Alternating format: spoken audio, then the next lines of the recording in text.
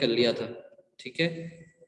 तो मेरे ख्याल से यहाँ तक में किसी को डाउट नहीं रहा होगा। तो अब हम क्वेश्चन नंबर 4 पे आते हैं। और आप लोग अगर पॉसिबल हो तो अपने पास एक कैलकुलेटर रखना, है ना, ताकि जल्दी से कैलकुलेशन हो सके।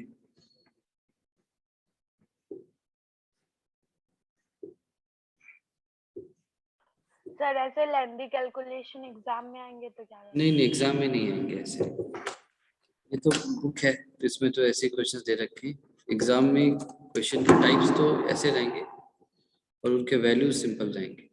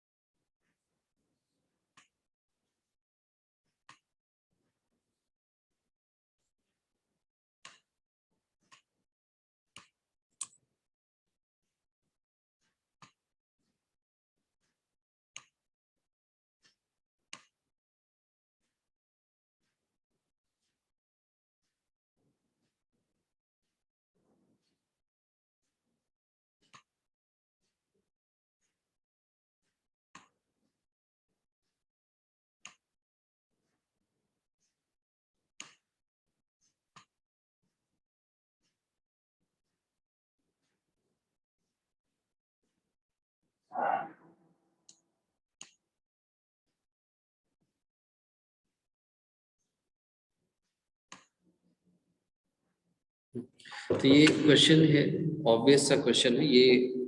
मतलब हमारे सभी के पास ये पेन स्टैंड तो होता ही है, या हमने लाइफ में देखा ही होगा। तो ये कह रहा है कि एक पेन स्टैंड है जिसका शेप क्या है, क्यूबॉइड के जैसा है।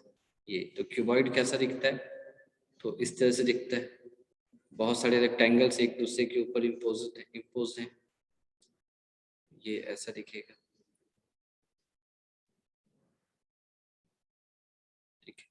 यहाँ पर पेन को रखने की जगह है ऐसे, पहला, दूसरा, तीसरा, चौथा, ठीक है।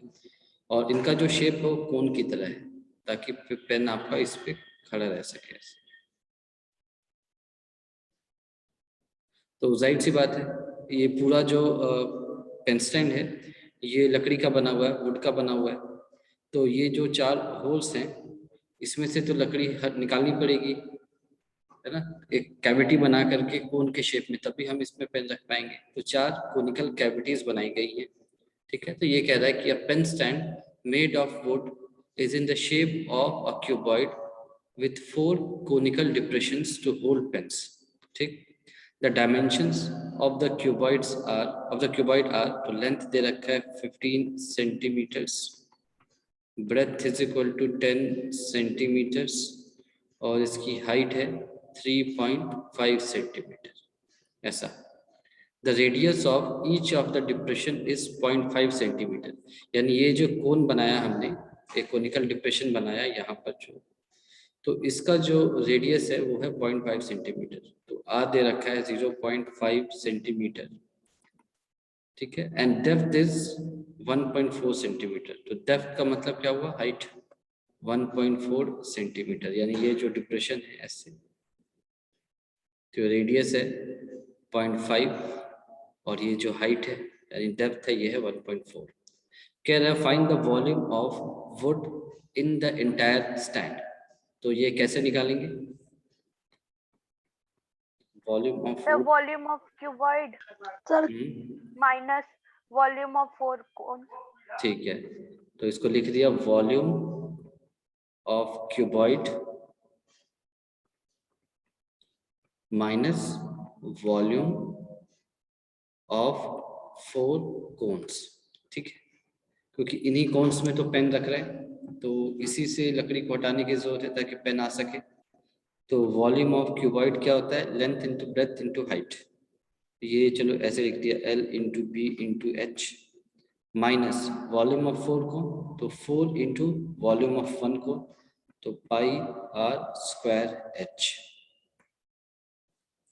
तो ये आ जाएगा 15 into 10 into 3.5 minus 4 into 22/7 into 0.5 का स्क्वायर। हाँ सर वो 4/3 होगा ना? Yes sir, 1/। अच्छा सॉरी ये कौन है ना? कौन है ना सर? हाँ तो by 3 होगा ये, सही बात है, 4/3 होगा। तो ये क्या हो गया 35 into 15 यानी 525। और ये है, जहाँ तक मुझे याद आ रहा है, ये 1.47 था। आई मे बी रॉन्ग, चेक कर लेना। अगर ये 1.47 है तब तो इसका आंसर आ जाएगा 523.53 सेंटीमीटर क्यूब, ये आंसर है। ठीक है, तो आप एक बार चेक कर लेना। 4/3 इंटू 22/7 इंटू 0.5 का स्क्वायर इंटू 1.47 होता है क्या? मुझे कल मैंने सॉल्व किया था तो ऐसे ही कुछ आंसर आ रहा था। ठीक है, तो यहाँ तक सबको समझ में आ गया?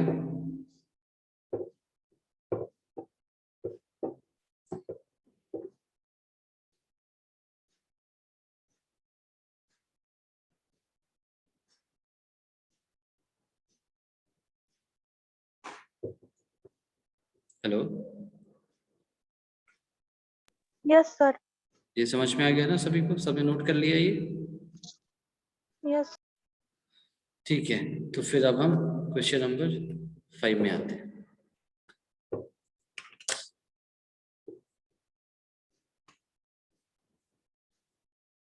यस सर, कैलकुलेशन सही है। सही, चलो बढ़िया।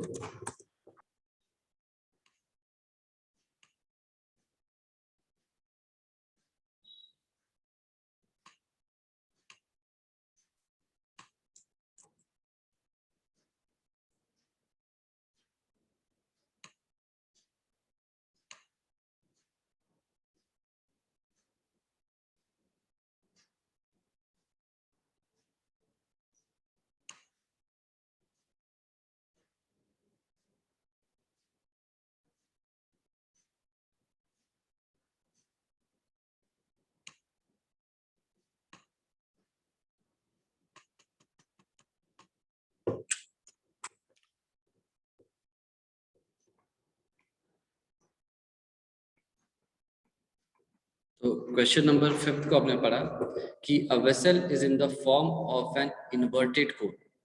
तो इन्वर्टेड कोन का मतलब क्या होता है कि कोन, जैसे हम टोपी पहनते हैं ना बर्थडे में, तो कोन के शेप में होता है। तो जो टोपी का शेप है वही कोन का शेप होता है, उसी को हम एक्चुअली कहते हैं कोन। और जो हम आइसक्रीम खाते हैं तो वो भी एक कोन की तरह होता है। तो वो जो शेप होता है वो इन्वर्टेड कोन होता है। तो वो इस तरह से कह रहा होगा कुछ, ये हमारा यानी जो कैप होता है उसका उल्टा। हाँ, जो कैप है उसका उल्टा, यानी कि कोन का एक्चुअल शेप कैप ही होता है। ये इन्वर्टेड कोन इसको बोलते हैं। तो ये हमारे पास एक इन्वर्टेड कोन है। It's height is 8 centimetre. तो ये हाइट है, तो ये 8 सेंटीमीटर है। And the radius of its top which is open is 5 centimetre. तो ऊपर में ये खुला हुआ है और ये रेडियस दे रखा है 5 सेंटीमीटर। ठीक, अब कह रहा है कि it is filled with water up to the brim, यानी कि ये बिल्कुल अपने ऊपरी सतह तक पानी से भरा हुआ है।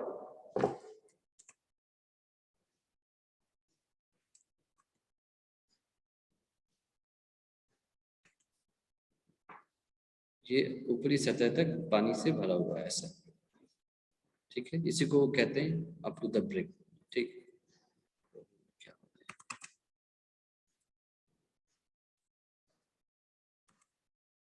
मैं पानी नहीं दिखा रहा हूँ वरना वो चला जाएगा। ठीक है, अब ये कह रहा है कि when lead shots each of which is a sphere of radius 0.5 centimetre. तो आप तो इसको मान के चलो कि लेड शॉट है या क्या है, उससे मतलब नहीं है। हमारे पास कुछ स्फीयर्स हैं, कुछ बॉल्स हैं।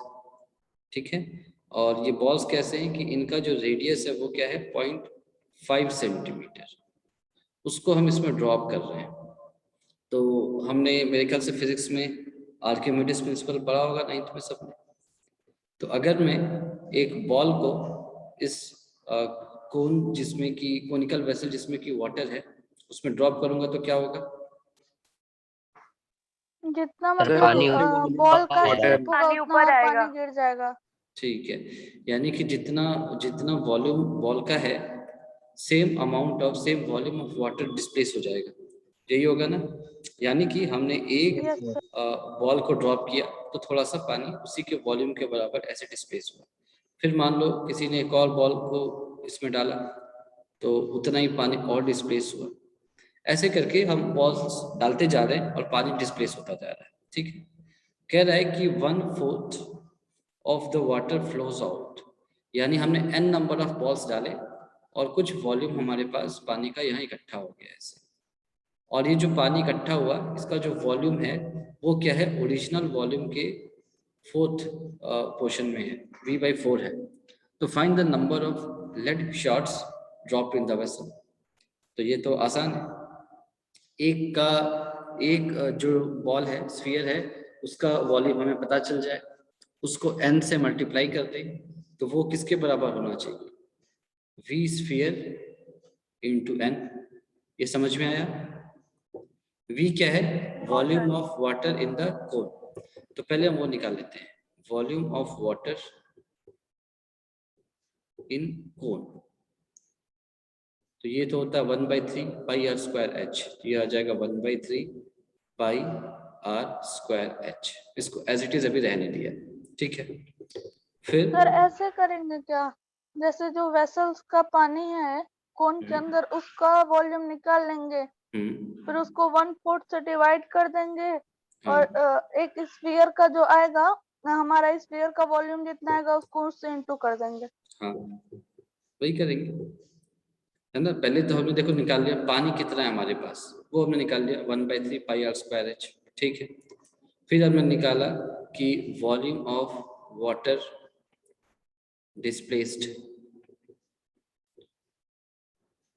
तो ये क्या हो जाएगा 1/4 इंटू 1/3 पाई आर क्या है तो 5 का स्क्वायर इंटू 8, तो ये आ जाएगा पाई इंटू ये 25 इंटू 8 200, तो इसको 200 पाई/12 लिख देता हूँ ऐसे,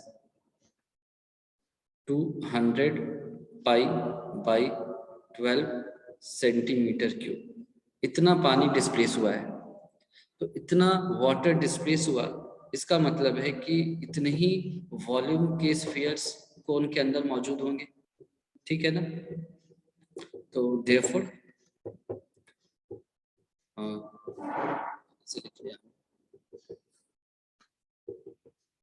combined volume of spheres inside the cone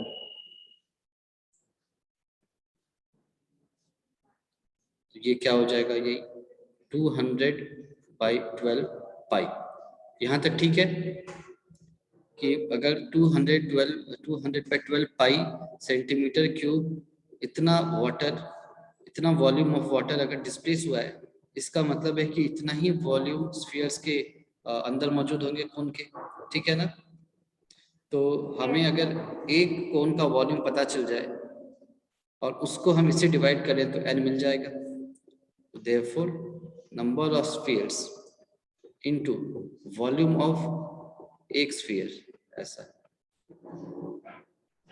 पे इक्वल टू 200/12 पाई, ठीक है। और वॉल्यूम ऑफ एक स्फीयर निकालने के लिए उसने रेडियस दे रखा है हाफ, तो सारी चीजों को सब्स्टिट्यूट कर लो फिर। तो this implies n into 4/3 into pi r cube, यानी कि 5/10 into 5/10 into 5/10, this is equal to 200/12 pi. तो ये पाई और ये पाई कैंसिल, ये 4 टाइम्स है ना, 5 और ये 5 8 टाइम्स, तो ये इसको कैंसिल करेगा 2 टाइम्स, ये इसको फिर कैंसिल कर देगा 2 टाइम्स, और 2 इंटू 5 10, तो ये तो बड़ा क्लीन सा एक्सप्रेशन आ गया। This implies n is equal to 100। ये हमारा आंसर है। तो ये आपको समझ में आया?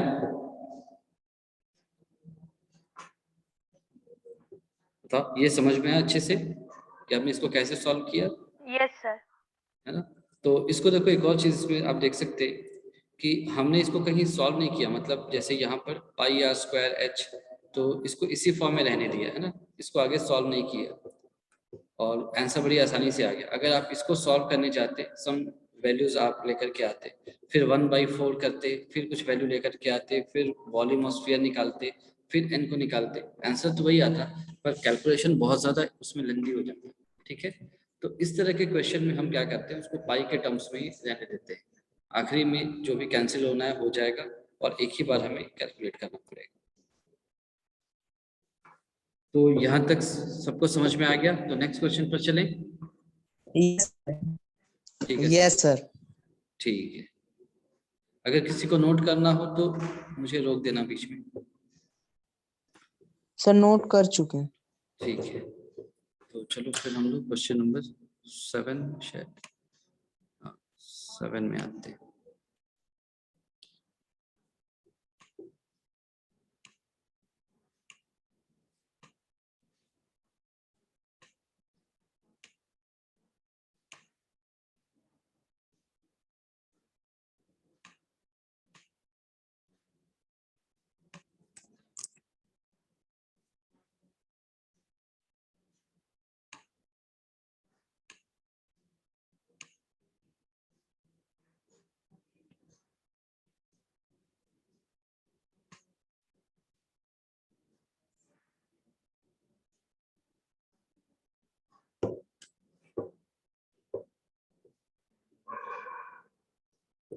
तो ये क्या कह रहा है, a solid consisting of a right circular cone of height 120 centimeters and radius 60 centimeter standing on a hemisphere of radius 60 centimeter is placed upright in a right circular cylinder full of water such that it touches the bottom.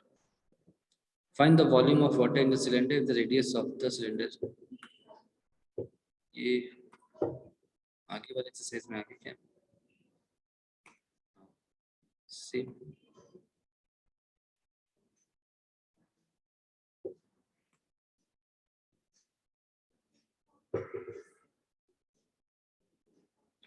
कौन से question पे थे? 7 sir 6 करना है ना? हाँ भाई ना, हमने क्वेश्चन नंबर 6 नहीं किया, वही मुझे लग रहा था कि क्वेश्चन नंबर 6 था ना। चलो इसको हटाते हैं।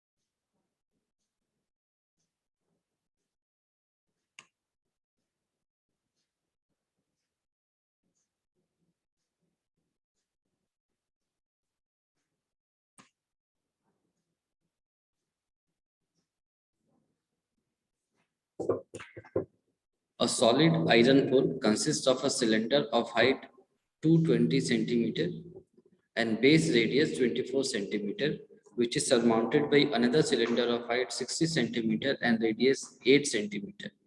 Find mass of the pole given that 1 cc of iron has approximately 8 grams mass.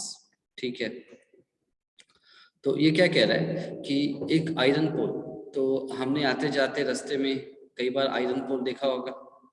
तो आयरन पोल जो शेप होता है वो सर्कल, सॉरी सिलेंडर की तरह होता है, आपने ध्यान दिया हो तो। लेकिन जनरली उसका जो बेस होगा, उसका जो रेडियस होता है वो ज़्यादा होता है, ऊपर की तरफ वो पतला होता जाता है। तो ये उसी बात को कह रहा है, पर थोड़े उतने प्रैक्टिकली नहीं कह रहा है। ये कह रहा है कि हमारे पास एक आयरन पोल है, वो इस तरह से बना है,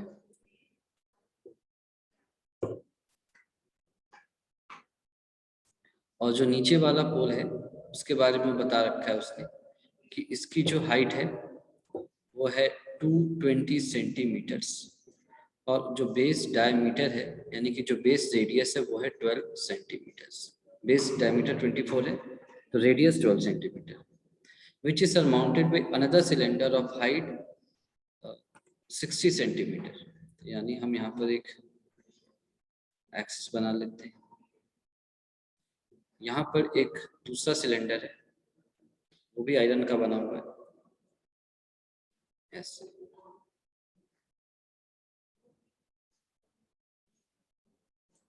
इसकी जो हाइट है वो है 60 सेंटीमीटर्स, ठीक है, और इसका रेडियस है 8 सेंटीमीटर, ऐसे। तो ये पूरा पोल है, इस तरह से दिख रहा है, ठीक है। अब वो कह रहा है find the mass of the pole given that 1 centimetre cube of iron has approximately 8 gram mass. Pi 3.14 use करना, ठीक है।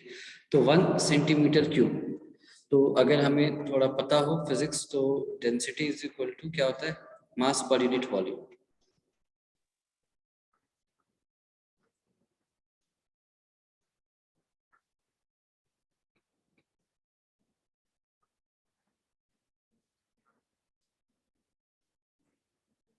ठीक है, मास क्या होता है जो हम पढ़ते हैं ना, force is equal to mass into acceleration, है ना, या m इंटू जी जो पढ़ते हैं, ये जो m है इसको हम मास बोलते हैं, ठीक है। और ये जो इसके साथ कंबाइन हो जाता है तो ये वेट कहलाता है,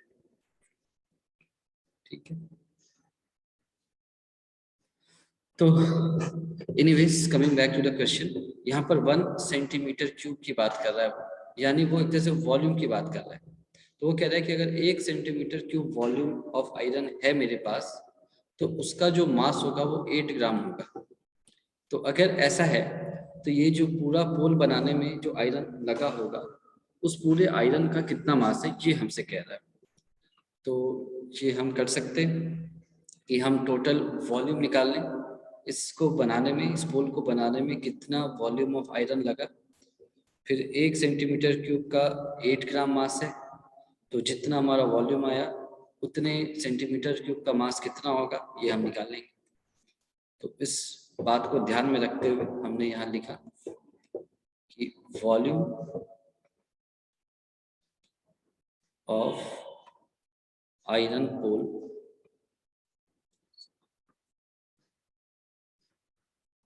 वॉल्यूम ऑफ आयरन पोल ये किसके बराबर हो जाएगा, ये हो जाएगा volume of larger cylinder plus volume of smaller cylinder.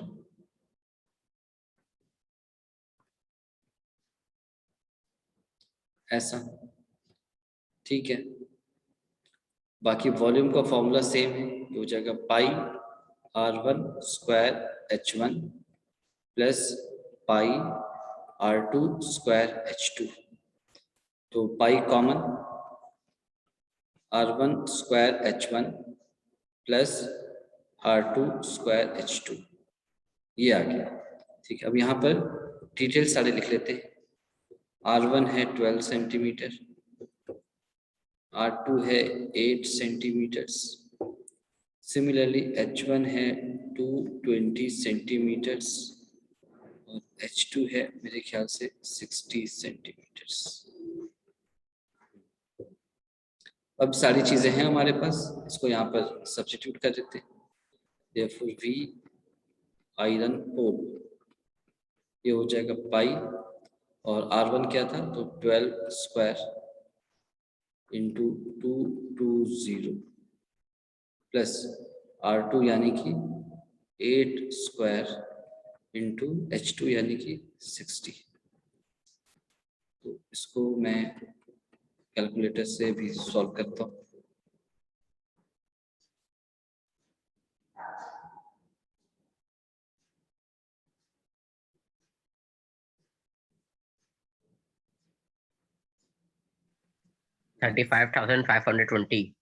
एक पूरा लिख ही देता हूँ। Yes sir 35520। ये एक अलग अलग करते हैं, तो ये 3680 आ रहा है प्लस 64 इंटू 60 यानी कि 3840 आ रहा है। तो ये आ रहा है कितना, टोटल कितना आ रहा है? 35,000 35520 पाई, इतना आ रहा है। सही है ये? Yes sir. ठीक है, तो यानी वॉल्यूम ऑफ आयरन पोल, अब हमने इसको ऐसे कर दिया 35,520 इंटू 3.14, क्यों? क्योंकि पाई ये यूज करने बोला है हमें। ठीक है, तो इंटू 3.14, तो ये आ रहा है 111,532.8 सेंटीमीटर क्यूब। आप लोग इसको चेक कर लेना, ये सही है क्या? Yes 111,532.8 centimetre cube. तो ये वॉल्यूम आ गया हमारे आयरन पोल का, यानी जो हमारा आयरन पोल था उसमें इतने वॉल्यूम का आयरन लगा हुआ है। ठीक है, यानी अब हमें पोल से मतलब नहीं है, एक तरह से आयरन यूज्ड का वॉल्यूम ये है। अब आगे कैसे पढ़े, तो देखो वो कह रहा है हमें मास निकालना, find the mass of the pole given that 1 centimetre cube of iron has approximately 8 gram mass. तो अब इसी पर लिखते हैं,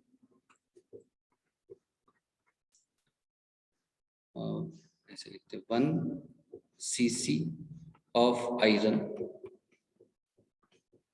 वो किसके इक्विवेलेंट है? 8 ग्राम।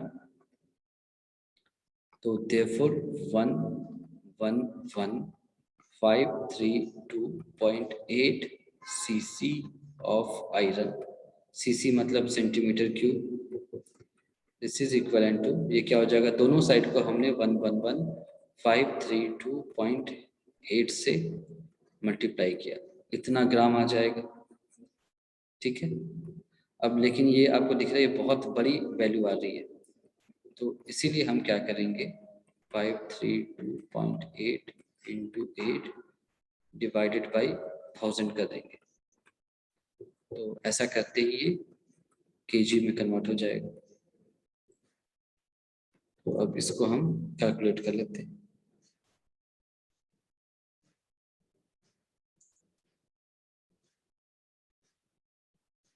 एट 2.262। ठीक है, 892.262 kg, यही हमारा आंसर। ठीक है, तो इतने किलो का आयरन है हमारे पास। ठीक है, तो ये आपको समझ में आ गया होगा कि अगर वॉल्यूम दे रखा है और मास वगैरह पूछा है तो कैसे निकालना है। तो आपको अलग से कुछ फिजिक्स लगाने की जरूरत नहीं है, आपको वो किसी न किसी फॉर्म में उसने दे ही रखा होगा। तो 1 cc 8 ग्राम्स, यानी आपको ये समझ में आना चाहिए था कि आपको टोटल आयरन यूज जो है उसका वॉल्यूम निकालना है, और टोटल आयरन यूज कितना है, तो वो दोनों ही जो सिलेंडर्स यूज्ड हैं उनके वॉल्यूम के बराबर होगा, उनके वॉल्यूम के इंडिविजुअल वॉल्यूम के सम के बराबर होगा। ठीक है, तो वहां से हमने वॉल्यूम निकाला। ग्राम में भी सॉल्व करे तो कोई वो नहीं है ना, मतलब आंसर डायरेक्ट ग्राम में लिख देता। आंसर डायरेक्टली नहीं, सॉल्व तो करना पड़ेगा ना एग्जाम में। आंसर मतलब कौन सा स्टेप डायरेक्टली लिखने की बात कर रहे हो? जैसे कि केजी में सर ना मतलब केजी में कन्वर्ट किए है ना, तो डायरेक्ट हाँ। ग्राम में सिर्फ लिखे। हाँ वो तो कोई बात नहीं, वो बहुत बड़ी वैल्यू आती, तो इसीलिए ताकि आपको समझ में आए कि इसका वेट कितना है, इसलिए केजी में कन्वर्ट किया, वरना तुम 892.262 ग्राम्स छोड़ दो, एक ही बात।